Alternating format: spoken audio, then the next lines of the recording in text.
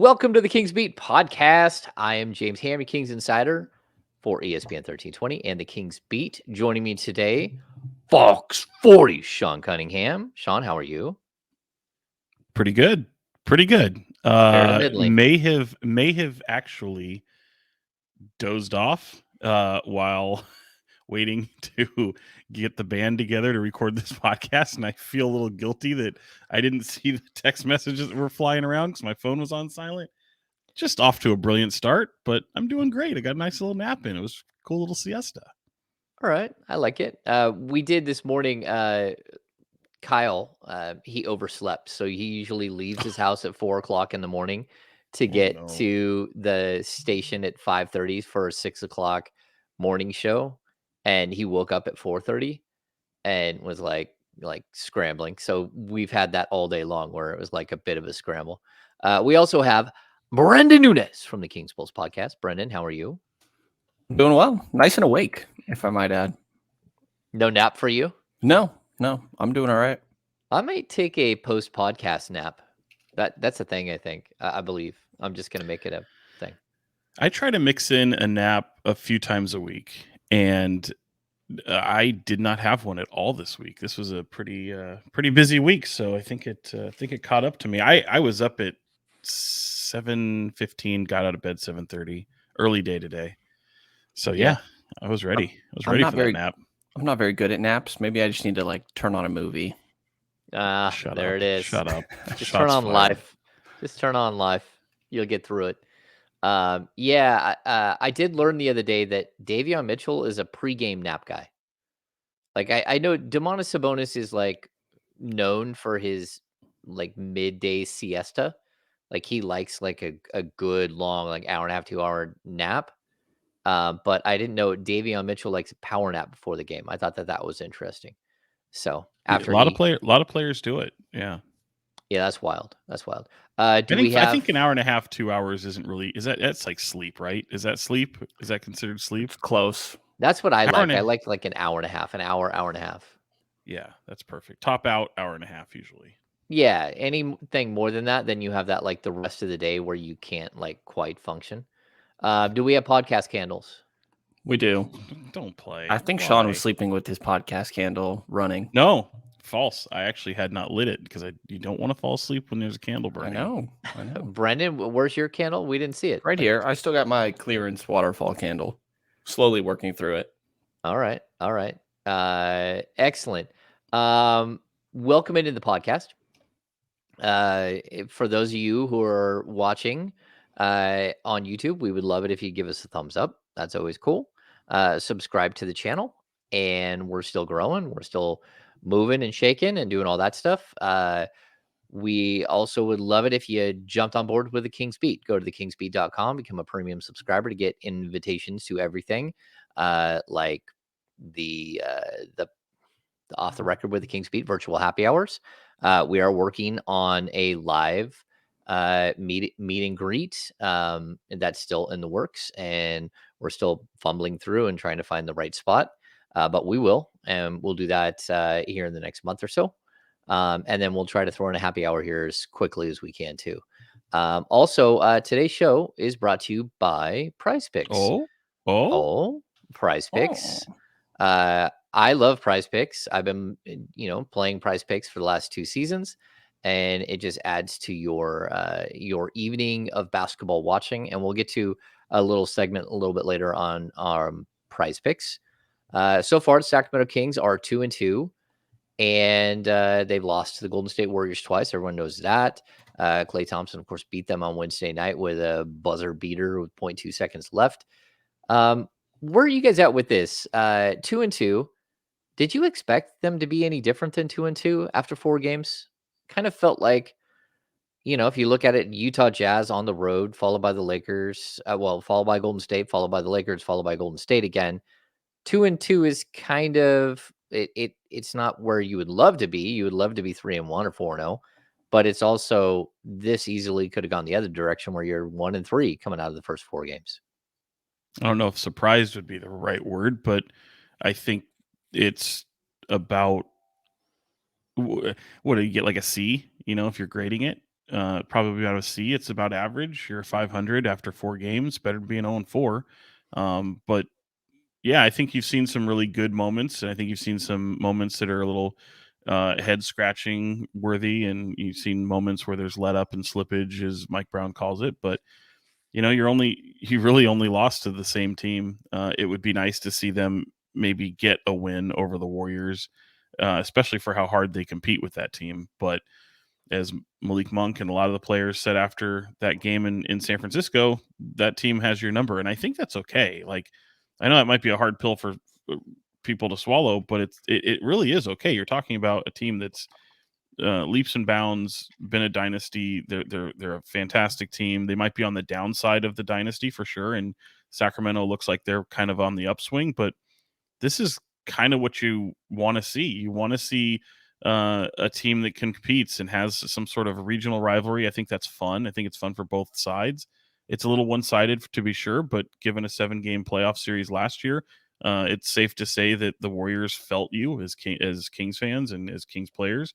So I think honestly, this is a great challenge for Sacramento. It only makes them better, and we're going to do it again here at the end of the month on the 28th. So they're not going anywhere. And if anyone thinks that this is like unusual, it's the same thing that we saw last year. They got the Warriors 3 times before December. 3 times in the first 9. Yeah, I was pointing it out then. I was like, this is strange. So it was strange last year, but now when you couple it with this year and given the playoff series, it is odd. I don't like that. I wish it was spread out a little bit more. But what a great challenge to have for this team as they go through. I mean, look, they got the whole season kind of laid out before them, and I think this is only going to make them better. Brenden? Yeah, I mean, I think that we've seen progress in areas that matter, right? Like we've been talking about the defense. You see that game against Golden State, they held them to 102. They only held the team to 102 or less 6 times last year. They won all 6 of those games. You know, their offense just didn't quite keep up in that game against the Warriors, which I think is atypical. Herter and Murray combined for 1 of 12. Only 3 guys made multiple triples, and that was Davion, Malik, and Harrison. I believe all made 3. And, you know, some of the shots just weren't going down. They weren't getting the points in the paint that you typically would get if De'Aaron was in the game. And I think that this has been a solid start. You know, we've seen the physicality be embraced. I think we've seen some small improvements from some guys, whether that be De'Aaron on the defensive end and getting up threes when he's healthy and out there, or Keegan and Kevin showing something when it comes to the rebounding. I think JaVale has been solid in his minutes. Like we see the chemistry with him and Malik and the potential there for that backup. And so I think that we've seen progress, and sitting at 2-2, given that you played the Lakers and the Warriors twice is fine. I do think it sucks from Sacramento's perspective to already be down 0-2 in that season series in a Western Conference that, you know, could be neck and neck. A lot of people think will be neck and neck, and that could matter at the end of the year when it comes to tiebreakers. So I think that's the big downside through this, but overall record and just takeaways, like I think that we're seeing progress in the areas that have been asked. Yeah, I think it's interesting, Brenden. You brought up a couple of things. Number one, the team hasn't shot the ball well at all from 3. They're something like second in the league in 3-point attempts, but 19 in percentage. They're shooting like, I think it was 33.4% from 3 or something. 33.9, 19th, like you said, on 43.5 a game, which, like you said, second in attempts. 43.5 threes a game. And so the laws of averages would tell you, because the Kings have a lot of good 3-point shooters, that number should come up a little bit. You know, probably more like the 36, 37%. You would hope 37 plus. But, you know, especially if they're going to shoot the ball that much. And then the rebounding numbers. Again, I think Kevin Herter has decided he's going to, if he's going to stay on the court, he's got to do other things because his shot still isn't there.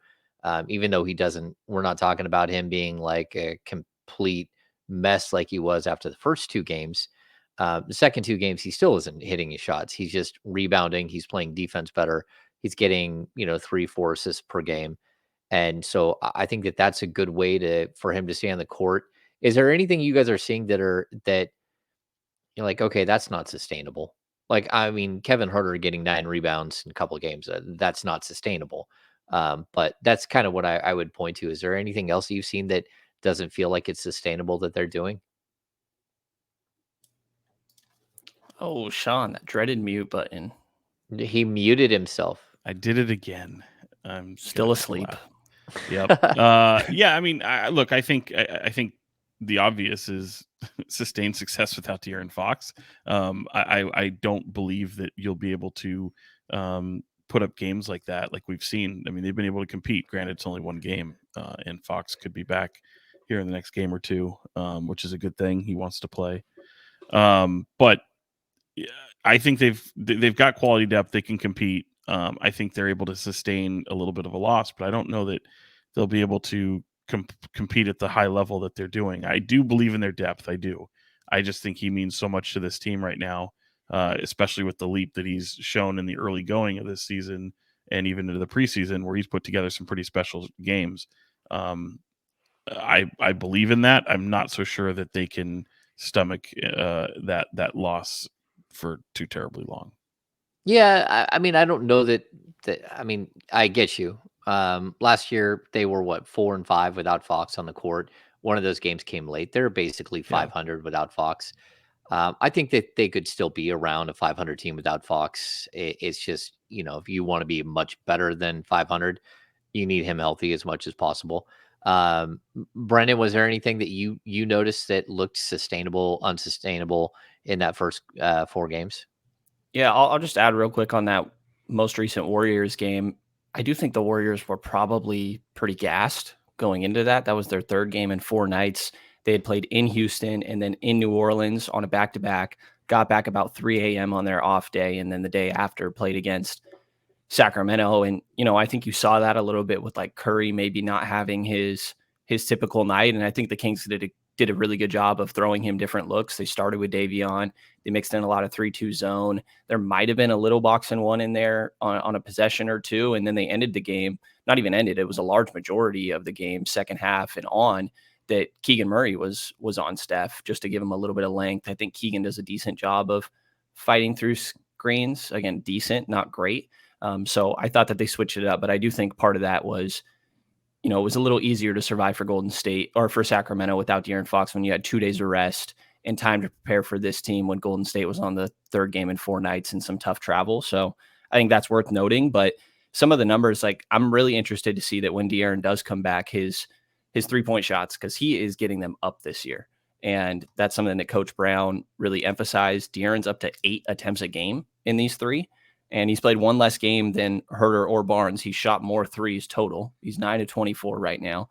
He's really getting up these shots, and they're going down at a decent rate. He's hit 9 of the 24, 37.5%. That stands out to me. And then you mentioned the 2 reboundings, James, of Keegan Murray, averaged 4.6 last year. He's at 7.3 right now. He had 8, 7, 8, and 6. He only had 7+ rebounds 14 times last year. He's already done it in 3 of the 4. And I think that could be here to stay. I mean, Keegan has the build to be a good rebounder, right? And I think Domas is still leading the league in rebounds right now. Obviously, all these are early, right? But 14 boards for Domas. So he's still getting his. But I think these other guys are chasing that a little bit more. And that includes Herter, 3.3 a game last year. He only did 7 + 5 times for rebounds. And he's done that twice in these first 4 games. So I believe in Murray's more to stay. But I think Herter has that ability too. He's a bigger wing guard, and Domas does a good job of boxing these guys out. Other guys should be able to fly in and grab them. We've seen not just a difference in the numbers at the end, but the aggression in chasing these boards. They're going up, grabbing them in traffic, and bringing them down. So I'm interested to see how much those 3 things will stick this year. You also have Domas accusing Herter of stealing his rebounds. Yes, That's funny. I enjoyed that. Domas was being funny. He said, "Yeah, Right. I even stole a couple."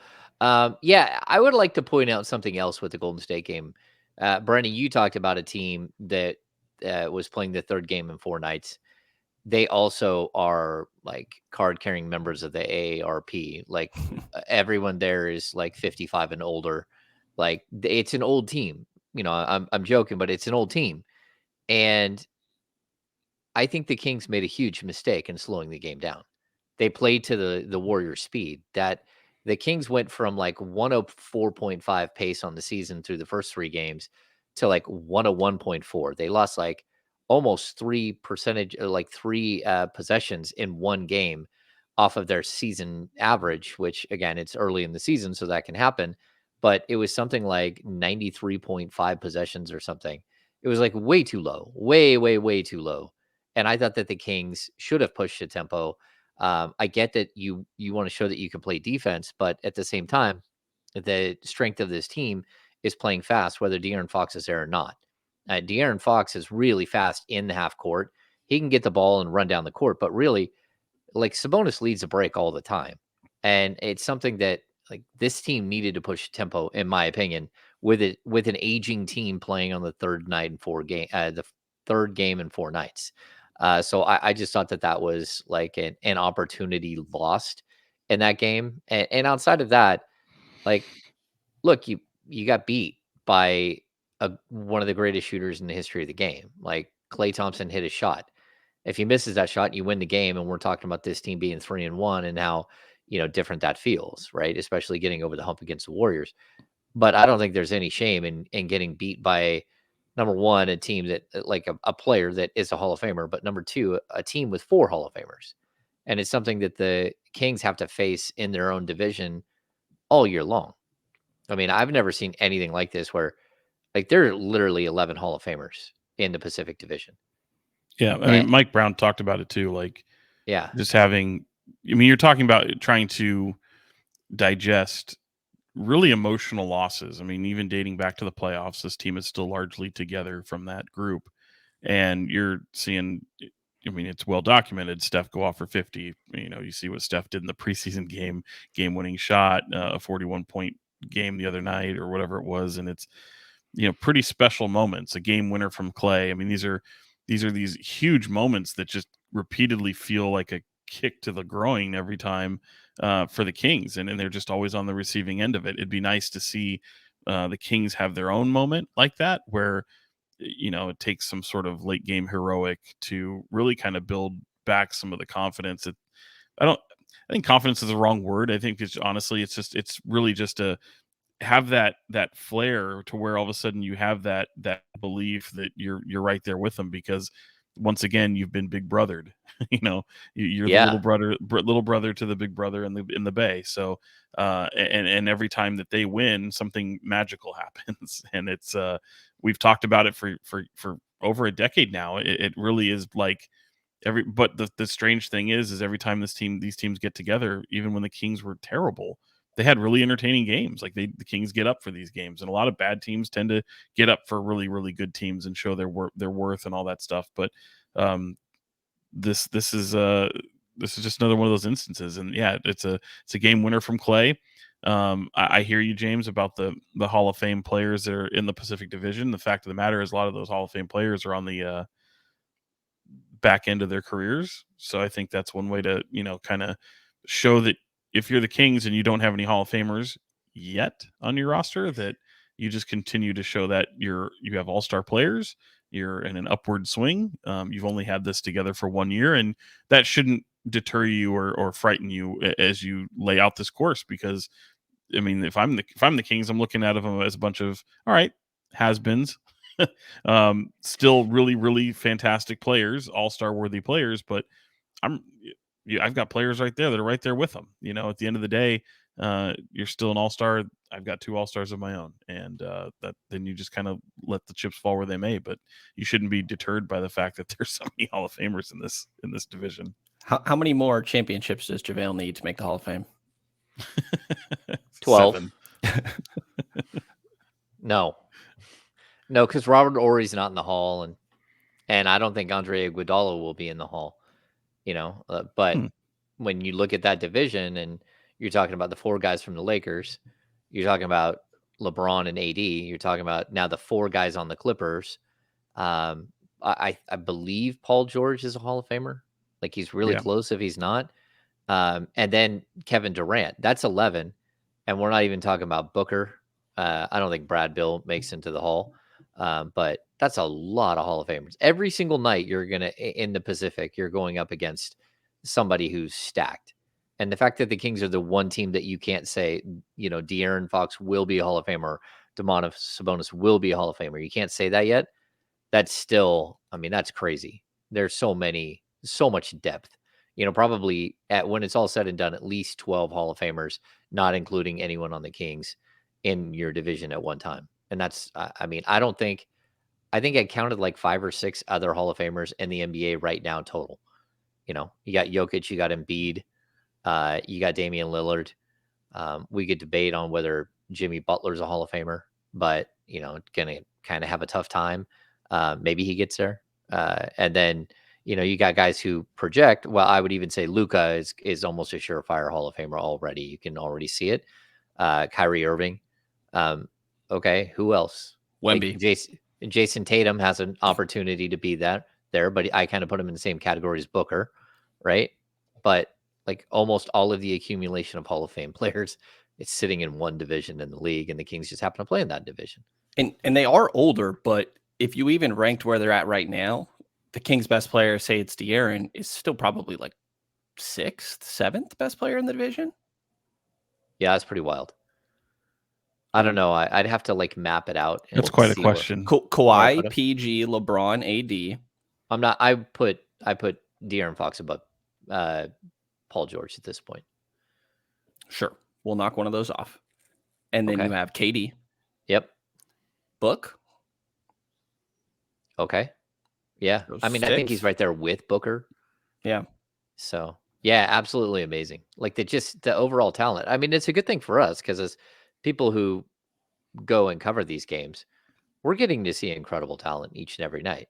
And I think it's pretty impressive that the Kings, you got to win games. There's no excuses. Like this is the way your team is built. And I think going out and like trying to chase a future Hall of Famer that's, 33, 34 years old, that's not the way. That's not, a way to answer what's happening. You've got to put in the time, and hopefully 2 of your guys make it to that level. I don't know. Either way, it's interesting. The Kings have a couple of games coming up against the Rockets, one against Portland.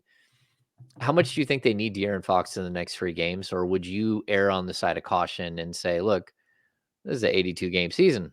I might prefer to have him sit a few more games and make sure that ankle is 100% so we don't have issues, in December or issues in March where it starts to get a little mushy on him again.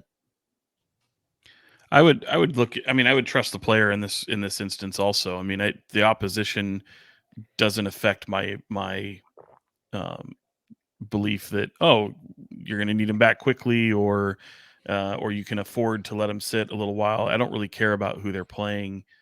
The one thing you want to try to avoid if possible is a long extended absence, because it doesn't matter. We've seen it for years and years and years, and Fox will tell you the same thing. Even for somebody like him, who's one of the most finely conditioned athletes on the planet, being away out of basketball shape takes time to recondition yourself, even if it's a week, 2 weeks, 3 weeks, whatever it looks like. You see it now kind of happening with Trey Lyles. They're trying to keep him in the best condition possible as he's out for what looks like 4 weeks now.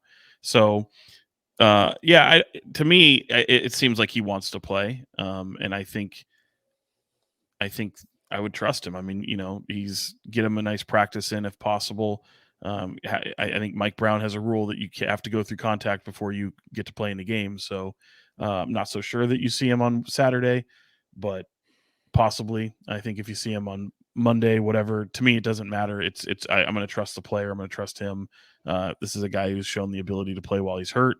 Certainly, I don't want him to play while he's hurt because sometimes it just affects you the rest of the way going forward. But there is no reason to rush back, but I will trust the player.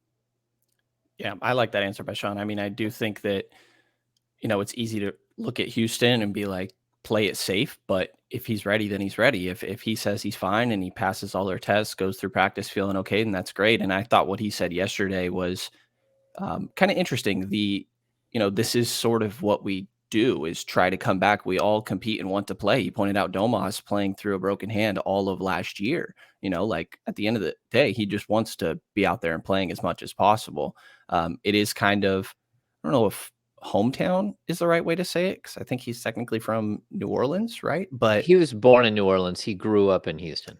right. Yeah. So yeah, it is his hometown. Yeah, he says that doesn't hold any extra weight. And I believe him. He does have his high school jersey retirement going on in between those two games since they spent some time there in Houston. But I agree with Sean. If the opponent shouldn't really matter. I do look at Houston and say, play it safe, but it shouldn't really matter. And there is a part of me that's like, we'll see how much the players really care about the in-season tournament. But I don't know. I think competitive juices could start flowing, and like, a lot of people just want to win. And why would you not want to win the first one, to be honest? Maybe I'm just talking myself into it, getting excited, but you might want to let De'Aaron get a rhythm going into the in-season tournament. Am I crazy for this? Yes, you're very crazy. Look, it's gimmicky. I think players will play the part for sure. I mean, there's something to play for. And it does have an impact on your regular season in terms of these are regular season games, and you want to win as many of them as possible, especially when you're in the position the Kings are.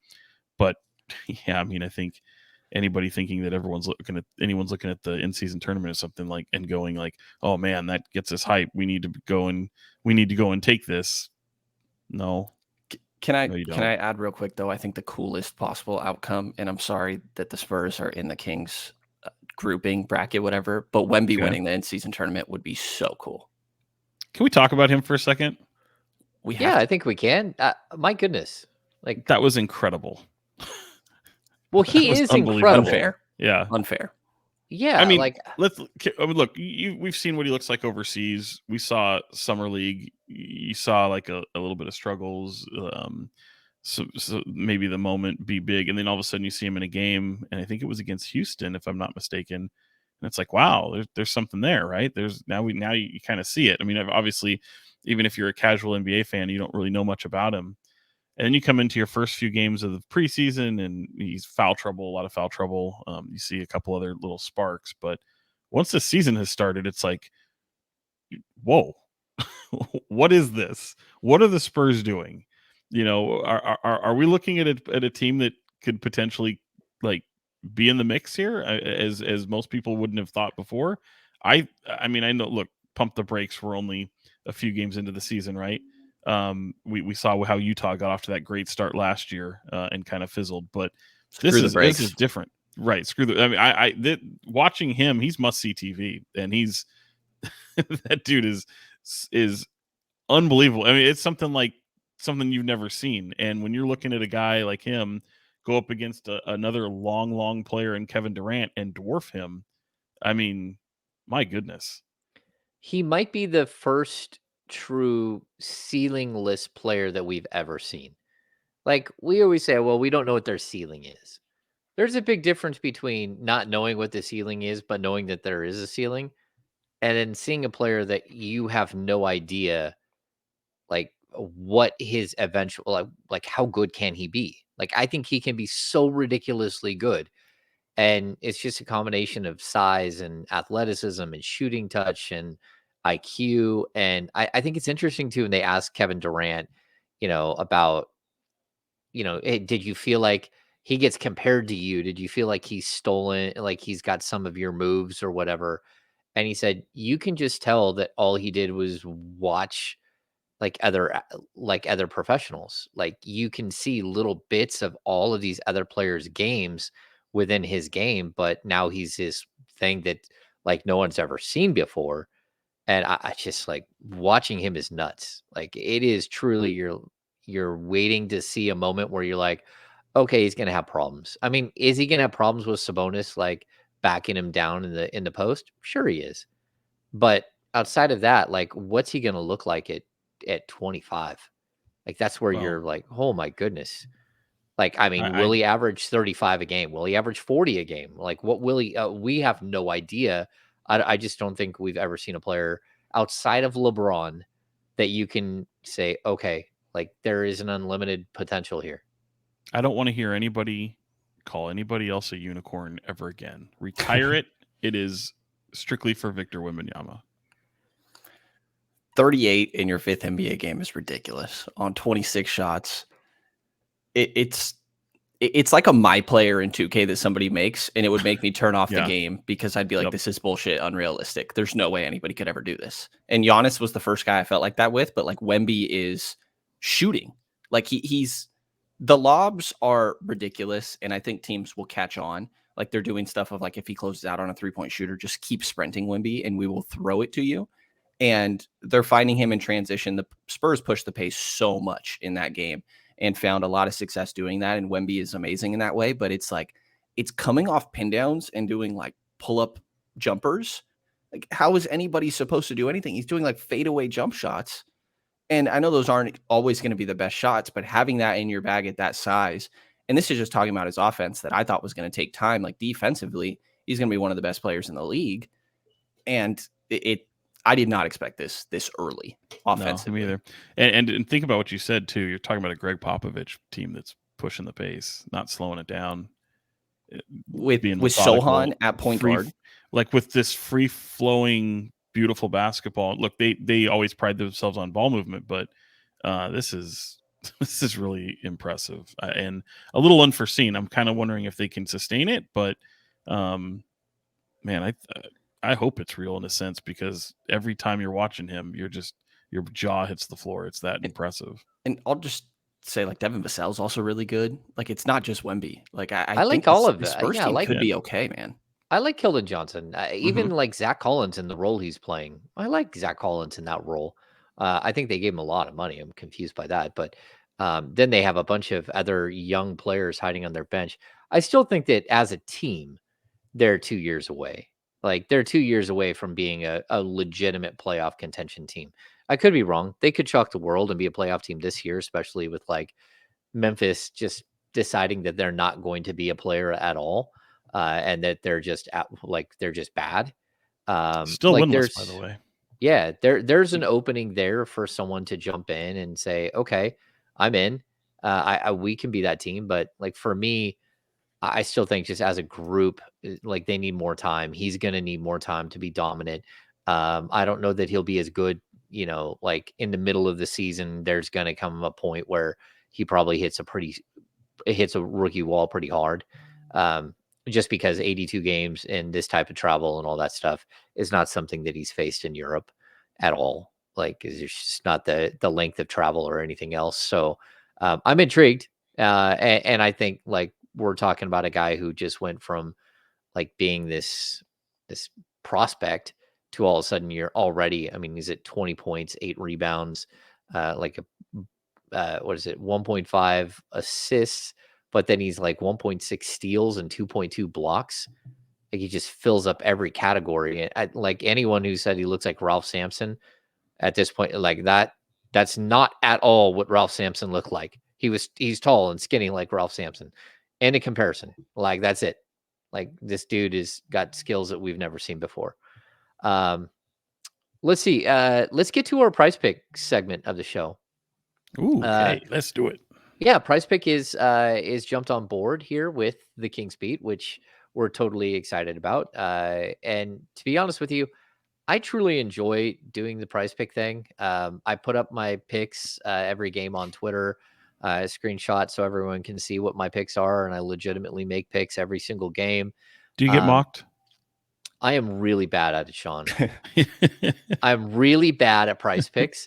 I don't know that Brenden and I will be much help for you this season, but we're stoked to try. You. Yeah. Oh, Brenden, I am irrationally confident. I got this. He's got this. Yeah, like I like doing like the 6 select, like the flex plays.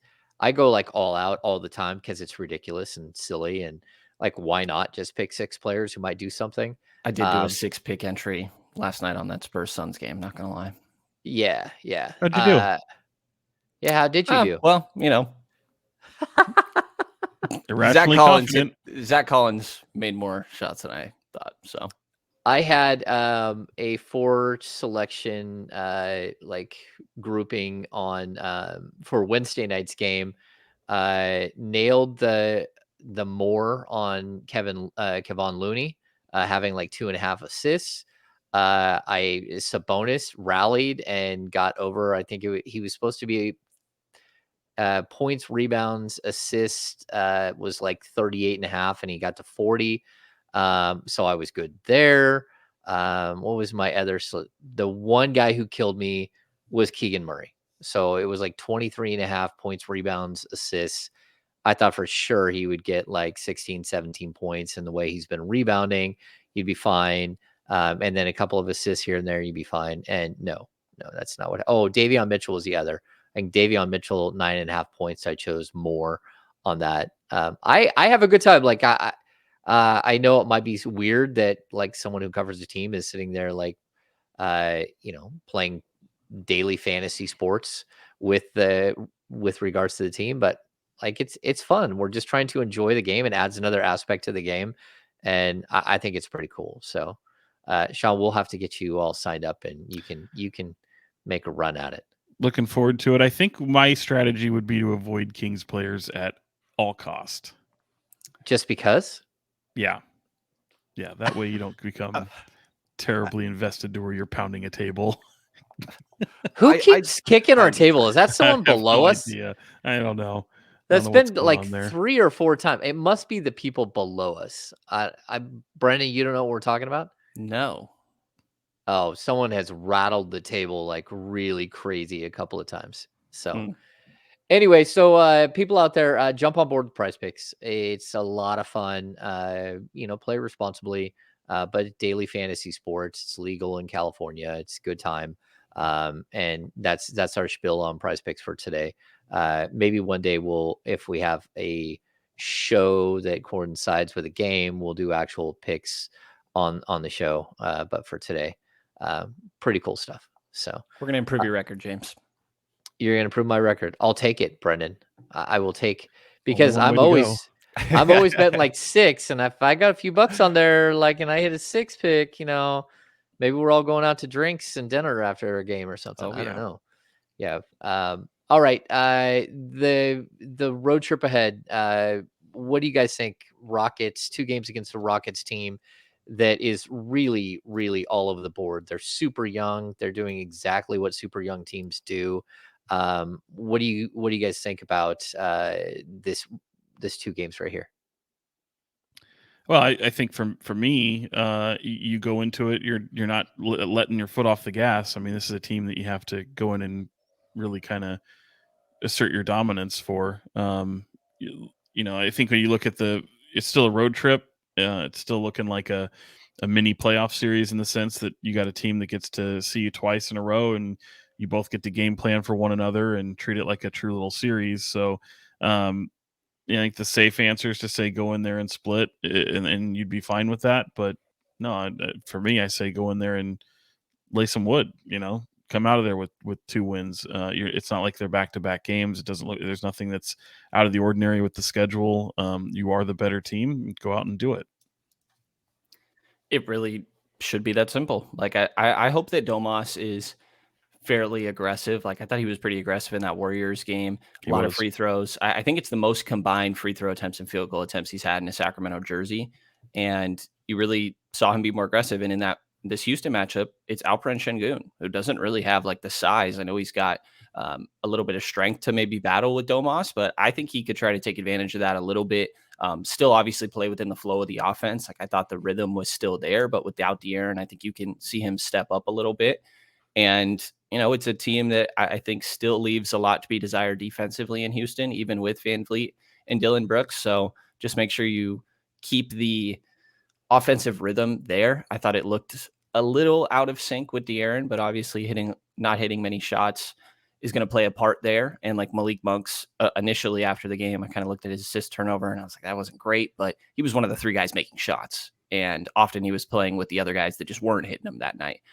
So if shots can go down at a better rate and they can play that improved defense, this should be 2 games that you can handle. It should be 3, really, when you look at coming home to play Portland as well. Yeah, I would agree. I think anything, I mean, you really, when you got to the 2-1 phase of the season before they played the Warriors on Wednesday, I thought they needed to be 5-2 after 7 games. And now that means you got to go 3-0 to get there.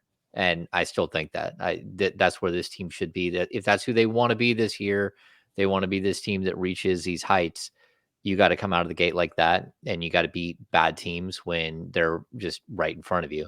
And for me, like if you're gonna be a team that talks championship contention, it has to start with taking care of business against subpar teams. This is a subpar team. I do want to point out that Alperen Şengün is really good. Like this Yes. season so far, he's averaging 19.3 points, 8.5 rebounds, 6 assists a game. He's shooting 58.9% from the field and 42.9 from three. It's only 4 games, so it's a tiny sample size, but still, he's growing. By the way, they're coming off their first win too, and they're doing so. They got that at home, and the interesting thing from what I've seen with them is like their starters aren't bad. Their depth is terrible, obviously. I mean, they don't have a great bench at all, but they run the hell out of their starters so far. And, I mean, 10 steals as a team, I think, in that game is what I wrote down. And there was, I think, a lot to be encouraged by if you're a Rockets fan and some of the effectiveness of that starting five. It's everything else. It's just kind of a mess. So, and if that's putting some faith into Dylan Brooks, which I always think he gets a big target on his back, I mean, he's still a very, very effective ball player. So can't take him lightly. Yeah. No, if you take him lightly, you're going to lose. Go ahead, Brent. And Coach Brown, has said before, and it's the same way this season, he approaches in 5-game increments. They're at 2-2 right now, and you always want to win the 5 games. One left to be the difference maker in those 5. Were you guys surprised, number one, that we had to wait forever for Mike Brown after the Warriors game the other night? But number two, that when we did get Mike Brown, which was, I want to say at least 75 minutes after the game, maybe 90 minutes after the game, that he was still heated, because I thought he was heated when he came to talk to us. First couple of answers were super short. You could tell there would be no talk of like, oh, good game, but, you got beat on the last second type stuff, the old, positives coming out of a game, but he wasn't playing that at all. That's what it felt like. Well, and there was no opening statement. And that's why, the next day when cooler heads prevail, that's why I asked him, I said, what bothered you most about last night? And then he went into stuff that he liked about last night. And so, it's look, I think he make no mistake. I mean, he's a former Warrior. He knows Steve very well. And he, like everyone else on that team, I think there's a reason they all kind of said the same thing, which is they have our number, is because I think Mike Brown said that to his team right after the game. And I think those emotional losses tend to take a toll. And if you're a coach going through some of those emotional losses, that just shows that, you're that team that can go neck and neck, but you get to that final leg, it's like that horse beats you every time. And it's always something that just either doesn't go your way, slippage in a mistake that's made, or just a sensational play where you really have to tip your cap. Malik Monk in that game talked about, the third quarter, and it's funny because that third quarter starts off really well. I think it's a 14-2 run, Sacramento. 7-0 run to start. Yeah. And so, and it didn't end well. Third quarter is always the bugaboo when it comes to the Warriors, because that's where they really, assert their dominance and kind of rely on them starting off strong, and it didn't happen, but they were able to close strong. So I think Mike Brown, more than anything, is just pissed off at the fact that they don't play a full 48, that there are moments where, but again, it's a really, really good team that you're going up against. So I think the big brother factor is very real, and you get frustrated constantly being the little brother to that, no matter how close or how exciting the games may be. My guess on the frustration is that this was a game they played good defense, but their offense was not in a rhythm that night. And that should be the time where playing good defense still allows you to win the game. And they were right there. And this is a game without De'Aaron Fox. We mentioned the tough road that Golden State had leading into this. Like, you had an opportunity right there to win this game on the back of your defense, and you were not able to pull it out. And so I think it was just right there. And despite all of these things not working, or De'Aaron Fox being unavailable, Trey Lyles being unavailable, they were right there, had the chance to get it, and were not able to pull it out. Like that shot clock violation, pretty frustrating. That I thought they did really good executing, down the stretch offensively. I think it was like 6 for their last 7 possessions or something they converted. But that one was a very frustrating possession. Like, I think that, just emotionally trying to place yourself in coach's shoes, it's like that's just a tiring way to lose a game. Like, you did so much well, in my mind, defensively, exactly what you've been preaching. And then you weren't able to get it done on the offensive end, which has been your staple for the entire time that he's been in Sacramento. Yeah, I found the one thing that stood out to me really was just how bad Keegan Murray was on the offensive end. Like throughout his career, we've only seen that I think like one other game where he just flat out like he couldn't find the bucket at all. And I think that was shocking. But I also on the other side of the ball, he rebounded well. He had a couple of assists. He had a couple of steals. He was chasing Steph Curry. I thought he was great. I thought he was so amped up to play defense that he couldn't like settle down on the offensive end, which was weird to see. I mean, he airballed a 3 and he almost airballed 2 others. 2, And right? I thought, like was it 2 threes? well, I Or think maybe it he was just 2 grazed shots. I think he grazed the rim on 2 others. But just to see him lose his composure was unique and different. And I know maybe it's because there is more pressure with De'Aaron Fox out, but I don't think I've seen Keegan just look like he was nervous or off or just like jittery a little bit on the offensive end. I thought that was a bit new. He was just kind of forcing, right? He went 0 of 7 from 3. It Yeah, almost looked like there might have been a conversation of like, we need you to do a little bit more. I don't think he shot a 3 in the second half even. He kind of over adjusted. yeah, it was weird. It was weird to see him not be himself on the offensive end. And he's so talented. I mean, you're seeing it the whole time. Like, oh yeah, he's got all kinds of game. And he did cost me my prize picks. Thanks. I hope you walk up to him, look him straight in the eye, and tell him that. He did have 3 assists and 5 in the game prior, by the way. I think there's been a little bit of passing from Keegan.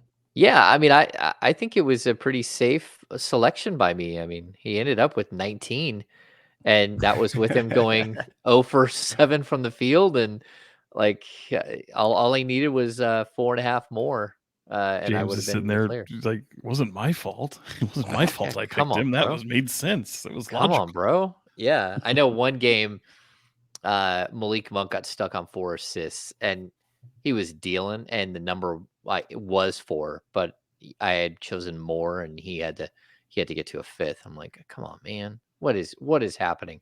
And he got to 4 in like the second quarter, and then never got another one. Yeah, those things happen.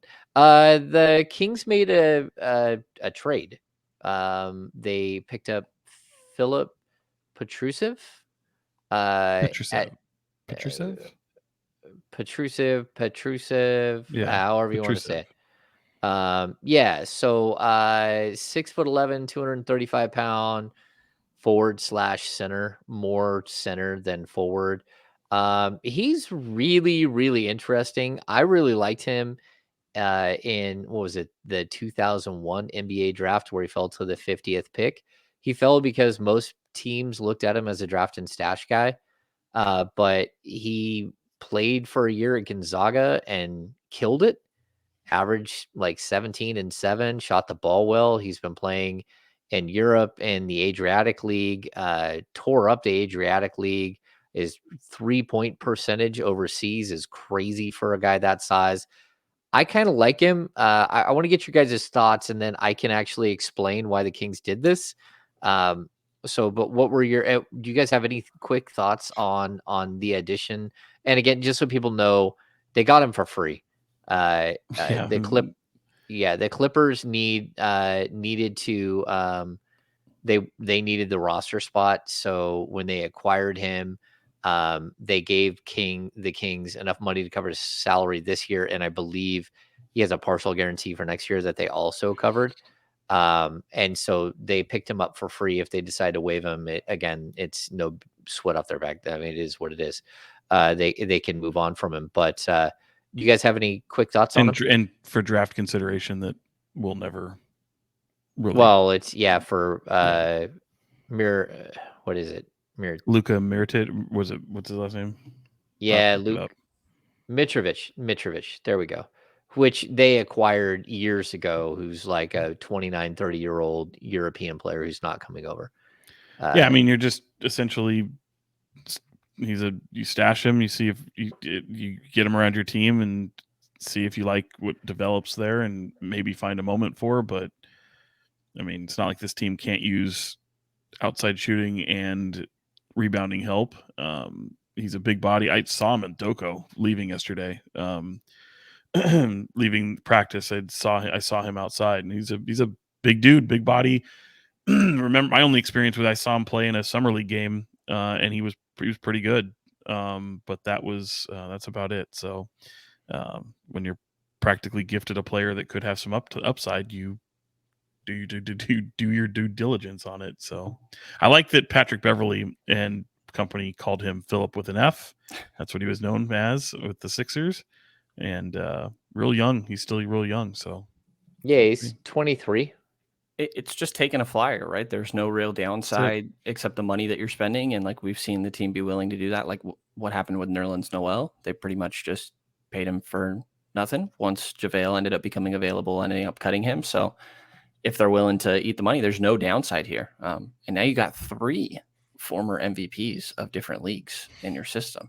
You know, you got EuroLeague MVP, Sasha Vezenkov, former Adriatic, Philip, help me with the last name. I'll get Petrusev. It's like intrusive, but with a sev at the back end. Okay. Petrusev. Wait, Petrusev. Gotcha. Yeah. Adriatic MVP and Deontay Burton with Stockton, former Chinese Basketball League MVP.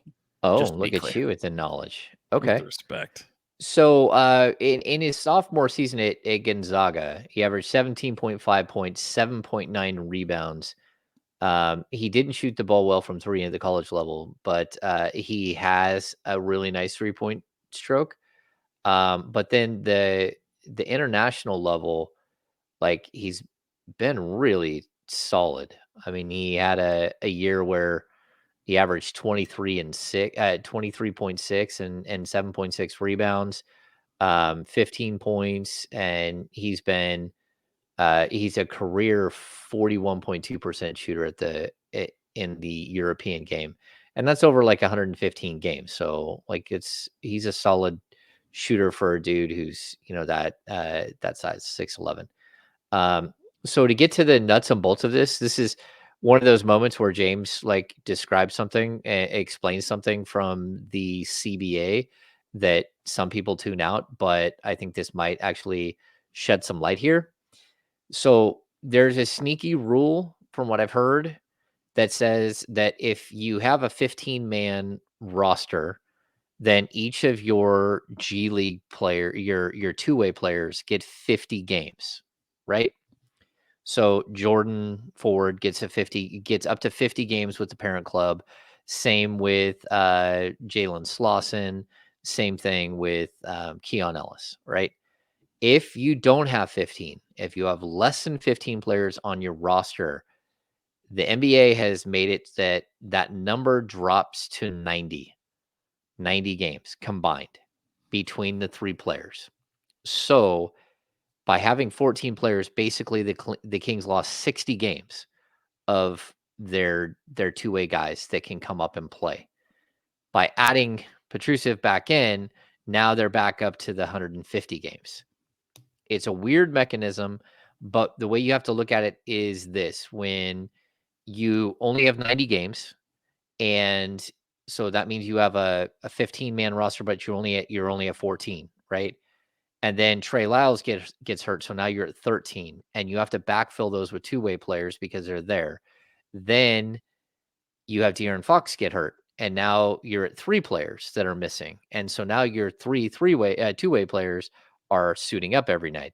If De'Aaron Fox misses 4 games, you've blown through 12 of your 90. And all of a sudden that 90 becomes nothing very quickly, and your two ways aren't going to get the experience of playing with the parent club. So this was a way for the Kings to kick the tires on a young guy, see if they like him. If they like him, he sticks around. He's on a budget contract for next year as well. If they don't like him, they can cut him at any time. They can try different players. But at the end of the day, it's part of roster management that really does come in play that's a little more complex and nuanced than people know about. Which I had no idea about these rules that were put in place about 90 games versus 150 games. So I think it's part of the new two-way contract. When they added the two-way contract, they put in other stipulations. So then that way you're not just doing weird things with your two ways where you're bringing them up or you're not letting them play at the next level, or you're not filling out your entire roster. Because what the players union doesn't want to do is to add a two-way contract and have that cost you a rostered player. And then have basically every team in the league drop down to 14 because they have 3 two-ways that they can play. And then there's one player from each team. So up to 30 players could lose their job in the NBA. And that's not, so I think this was part of a negotiation. Oh, and it's also, there's some curiosity for sure, but there's also could be a market for him, and he could be some nice filler in a move in the future. So yeah, there's a lot of flexibility that can happen, and that's what you do. What you do at the front office is to try to maximize your roster. He's also a player who's in his first, he's a rookie. So you can send him to the G League without any problems. And he can go play in the G League. That's going to be a big thing for him. Go out there, see what you have. The G League gets underway in about 7 days, and be fun to see what he looks like. Maybe Sacramento found their own unicorn. There we go. We're retiring that phrase. We cannot use that phrase anymore. Victor Wembanyama is now the rightful owner of the unicorn nickname. Yeah. Yeah, he definitely looks like what everyone thought all these other unicorns might be. He is a one of one, and that's for sure. Okay, let's get to the business of basketball. We're winding down here on the Kings Beat podcast. Thanks for tuning in. If you are still watching, give us a thumbs up, give us a rating and review. Subscribe to the channel, jump on board with the Kings Beat, go to thekingsbeat.com, become a premium subscriber. All of those things, all of these things are in the description down below if you're watching on YouTube or wherever else you get your podcasts. The business of basketball. Let's see. The Kings are at a position where, we heard it all season, all off season long. If they lose players to injury, they were so healthy last year. That's the biggest reason why they were so good. We're seeing De'Aaron Fox miss a couple of games here, at least one. We don't know if he'll play on Saturday. It's possible he plays on Monday. It's possible he doesn't play till next week. But is this a good thing? Because I'm watching Davion Mitchell, who hadn't really been part of anything the first 2 games on the offensive end, and all of a sudden he's forced into action. We're watching a guy like Colby Jones get an opportunity to show what he can do at the NBA level. We're maybe getting to see Kevin Huerter get a little bit longer run where he might not have if De'Aaron Fox was gone. But what are your guys' thoughts? We'll start with Brenden. What are your thoughts on just the opportunity that comes from a player, and you can even go 2 players with Trey Lyles going out? It's opened the door for Sasha Vezenkov, and but where would you rate this as like something that could be meaningful later in the season? Yeah, I mean, I think that's the silver lining to injuries, right? And I realized that I don't exactly know where that saying comes from, by the way. I don't know what silver lining. Yeah, to what? Like lining what? Well, you have Google. You can always look that up. So you don't know either. That makes me feel better. Okay, so I do think that is the silver lining to injuries, obviously, right? Like you're seeing Davion get opportunity. He said that he wanted to pull threes when defenders went under. He did that early in the game and knocked down 2 of them really quick. Like that's good for him to get those added reps. Colby Jones getting an opportunity, I think, is really good for him. We got to talk to him yesterday, and having that film, I think, is so useful for him to go and review. And now he talked about how he did a lot of good things on ball defensively, but he still needs to work off ball, and getting those reps against a team like Golden State, I think, is really good for Colby. And we've seen the same thing for Sasha. Like we talked about last episode, I think we've seen slow progress. And I think that progress has been sped up by getting in-game reps, which is probably only due to Trey Lyles not being available. Maybe not only, but certainly added opportunities. So I do think that's the silver lining. And, there's positives for sure, but, undeniably the team's better when De'Aaron specifically is back. Brenden, every cloud has a silver lining. The origin of the idiom "every cloud has a silver lining" is the most likely traceable to the year 1634, when John Milton penned his Mass, Comus. Comus, I think that's said right. It's a metaphor comparing the silvery shining edges of a cloud backlit by the sun or the moon to an unseen silver lining for the back of the cloud. There it is. According to the Google. Sure. The Google. Sure. You Googleized it. I did. Yeah. I mean, duh, right? I mean, you're getting to use your depth as a result of availability. I will say, Mike Brown hinted at it in preseason. I certainly saw in the case of Colby Jones a pathway for him to be able to be effective within this rotation. Maybe not something you can count on every game in, game out, but I think it's going to be hard to keep him out. He does so many things well. I don't think he excels at any one thing. But in the case of him, kudos to a second round pick who has some experience on him to come in and be able to crack a rotation, even if it's sporadic, to be able to help a rotation that finished third in the West last year and added a EuroLeague MVP and a pretty solid player in Chris Duarte. So I think that speaks volumes to where this team is at right now. That there is you can reward effort and things that you're really looking to hone in on. I think Mike Brown is doing a good job with that. At the end of the day, does it mean that he's going to have rotational minutes every day? No, but you're having your team ready for anything. It's a long season. In a playoff series, you can certainly see where he could be effective, and I think that does a lot for his confidence. I think it does a lot for his teammates' confidence as well. That knowing that, I mean, look, last year you had a rookie like Keegan Murray who had experience, came in, was able to contribute right away, and I think that went a long way to building confidence not only from the coaching staff but his teammates as well. So it'll be interesting to see what happens when Trey Lyles comes back. But all this is just why you have a season, why you have depth and quality depth at that. So it'll be fun. Keep it going, and even when Fox comes back, even when Trey Lyles comes back, how those decisions get made from a night in, night out standpoint will be certainly interesting. I think it'll be really interesting. They've got a lot of things to work out here, like a ton. And I don't know how they piece them all together, but there's a lot to work out.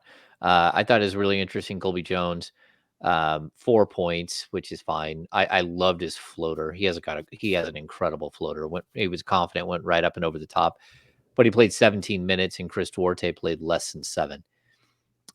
Chris Duarte has a big time issue with fouling people, and every single time he comes in the game, I feel like the Kings are instantly in the penalty. It just if it's not when he's in the game, it's 2 minutes later when somebody else fouls somebody, and they've already got a bunch of fouls because he picked up a bunch. So he's got to figure out a way to be aggressive but play defense without fouling. Okay, let's wrap this thing up.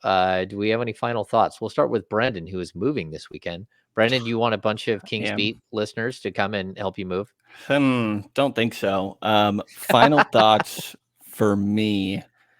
So you look out the window? Yeah. My window's not even open, to be honest. I just stared at the blinds, but I saw, this is random, Tyrese Halliburton posted a TikTok that I thought was the funniest thing. It's him FaceTiming different people, teammates and training staff, and he's in a full Miles Morales Halloween costume, Spider-Man, and he just stands there and doesn't say a word when they pick up, and it goes through like TJ McConnell, Bruce Brown, Isaac, I think you say it as Jacob, who used to be a trainer in Sacramento, followed him to Indiana, and eventually it gets to Buddy Hield.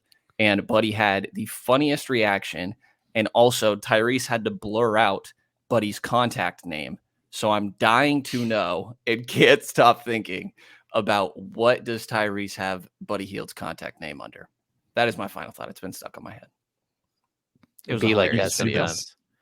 Yeah, Halloween, I mean, be it the NBA, celebrities in general, I think the NBA probably has the most fun with it from what I've seen of the major sports.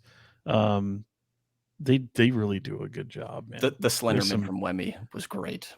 Yeah, it was good. Yeah, I don't know, man. Halloween in general for the NBA, I always feel like really works well. My final thought, I don't know. I think people are really panicking when it comes to 49ers. I don't tend to be as panicked about that, but I do like the Chase Young pickup. I think that'll be fun. And I'm not the biggest soccer fan, but if you're not doing anything on Saturday night, maybe stop by the Western Conference Finals.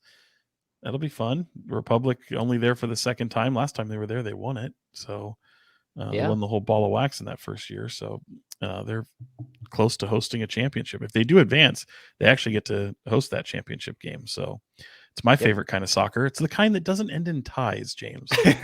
There you go. Yeah, they do get to host. It would be next Sunday, if I'm not mistaken. They would host a game in Sacramento if they That's a do little somehow problematic. get through. But what is it? Phoenix Rising? Is that what they're playing? Is that who they're playing? Yeah, I believe so. I guess they have major beef. Like these teams fight, and Well, there's. are you not talking about San Antonio? That was the last game with San Antonio. They have a lot of beef there with that team. Red cards aplenty, and Phoenix is kind of a rivalry as well. So yeah, I think there's something like 8-8-8 all time against them. Like it's super close and like super good battle. So I don't know. 8 ties is tough. Yeah. No ties. They're called draws. They're called draws. No, this is America, Jack. We call it ties here. There is no ties. All right. So crazy. Sorry. Final thoughts from James. I don't know. I don't have a lot for you. That window doesn't want to see. Doesn't want to look. There's a lot of he's trying. There's so a lot of good stuff. So I can't wait for Sunday. Sunday is going to be an amazing day of football watching. Beginning at 6:30 a.m., we have like the Dolphins and the Chiefs, but every window has a crazy game. So I think the second window is like Seahawks and Ravens, and then you got Cowboys and Philly, and then the final is like it's another great game, and I'm gonna draw a blank on it. But can't talk about windows, or can't look at windows, but you're talking about. I want to look at them. There it is. It's going to be a good weekend of football watching. Outside of that, it's been a good run here. We're going to start doing 2 pods every week and get back to our basics, and we're having a good time. So thanks to PrizePicks for jumping on board and sponsoring the King Speed podcast this year. And I think that's going to do it for this edition of the King Speed podcast. So for Fox 40, Sean Cunningham, and I'm Brenden Nunes from the Kings Pulse podcast. I am James Ham, Kings Insider for ESPN 1320 and the Kings Beat. See you very soon.